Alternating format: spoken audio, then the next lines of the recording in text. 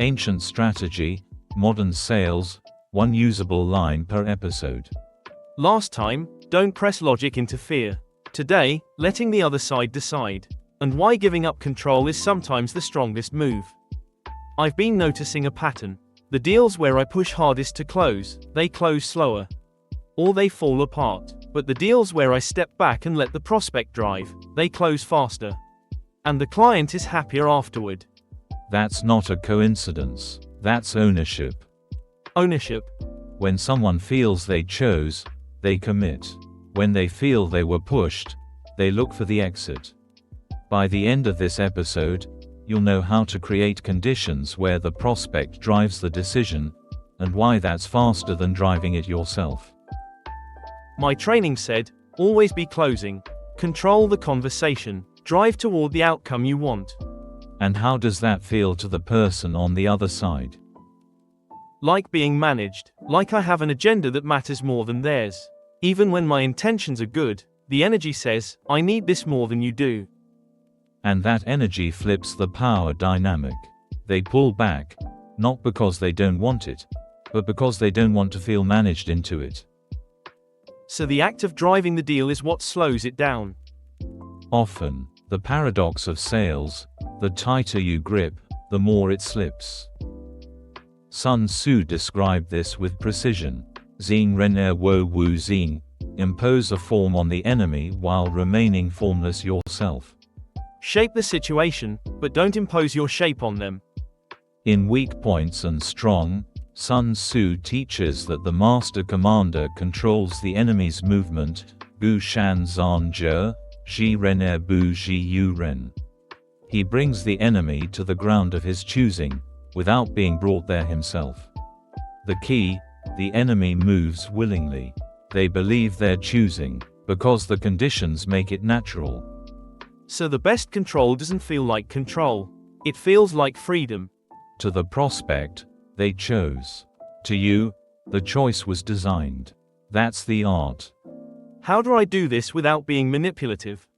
By genuinely wanting the best outcome for them. Manipulation is creating false choices. Design is creating real options that all lead somewhere good. When your setup is honest, letting them choose is respect, not a trick. Show me the mechanics.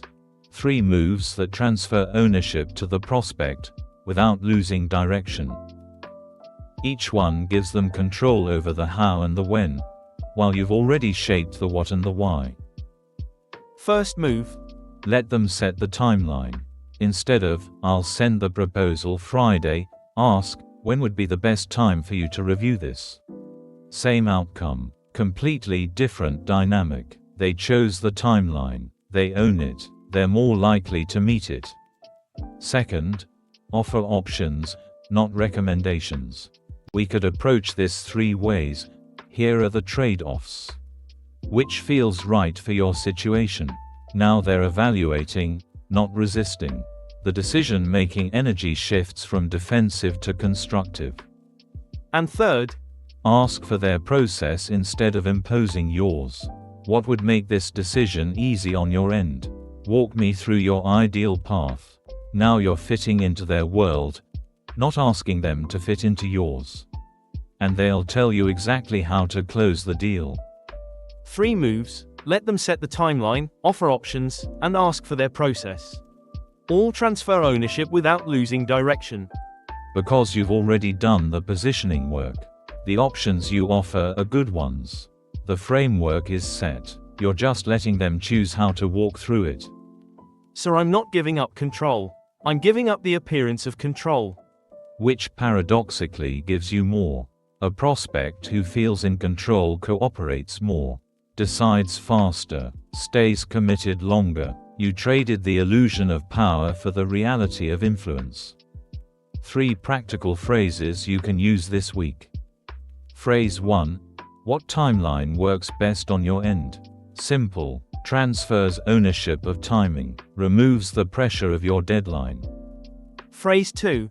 Here are 3 ways we could structure this. Each has trade-offs. Which one feels right to you? Instantly shifts the energy from selling to collaborating. And phrase 3. Walk me through how a decision like this gets made in your organization.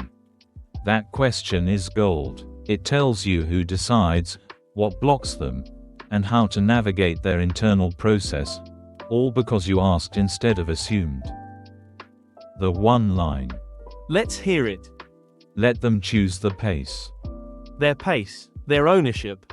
The next time you feel the urge to push a deadline or force a next step, pause. Ask instead, what pace works for you? The deal won't slow down. It will move at the pace they can sustain. And sustainable pace closes deals. So patience here isn't passive. It's strategic. Patience is confidence that the positioning holds. If you've done the work, letting them choose is the fastest path. Here's a test. In your next deal, at the moment you'd normally say, let's plan for next Tuesday, try, when would be ideal for you? Track what happens. Do they choose a date sooner or later than you would have suggested? You're testing whether my pace was too fast or too slow for them. What if they stall? Then the positioning isn't ready. Their stall is information. It tells you there's an unresolved concern or an unknown stakeholder. Don't push through the stall. Investigate it. Is there something we should address before the timing feels right? 3 tools. Let them choose the pace. Offer options instead of recommendations. And ask for their process. All about ownership and respect. Let's lock them in. My takeaway: decisions that are owned are decisions that stick. When prospects feel pushed, they pull back. When they feel they chose, they commit. Transfer ownership of timing, options, and process. Keep going. Sun Tzu said, bring the enemy to your chosen ground, without them realizing. In sales, design the conditions, then let them choose. The best control doesn't feel like control. It feels like freedom. One principle: let them choose the pace. Drill zone. Come back here when you feel the urge to drive a deal forward. You have a deal you want to close. The urge is to push the timeline. Set the next step. Drive it home. What do you tell yourself? Let them choose the pace. Again, like the commander whose enemy moves willingly to the chosen ground. Let them choose the pace. Good. Now the timeline question. What timeline works best on your end? And the process question. Walk me through how this decision gets made in your organization. The sequence. Deal moving. First, let them choose the pace. Second, ask about their ideal timeline.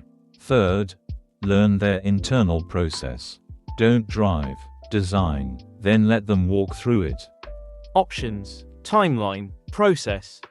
This week's test. In one active deal, replace one directive with a question.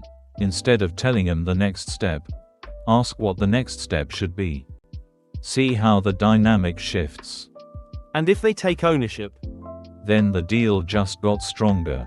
A prospect who drives their own process is a prospect who closes. Which phrase should I try first? Whichever fits your week. A. Let them choose the pace. B. What timeline works best on your end? Or C. Walk me through how this decision gets made. Drop your pick in the comments. I read every one. What's next? The strength of non-action, and why the most powerful thing you can do in some moments is absolutely nothing. Same calm tone, one usable line. Ancient strategy, modern sales, one usable line per episode.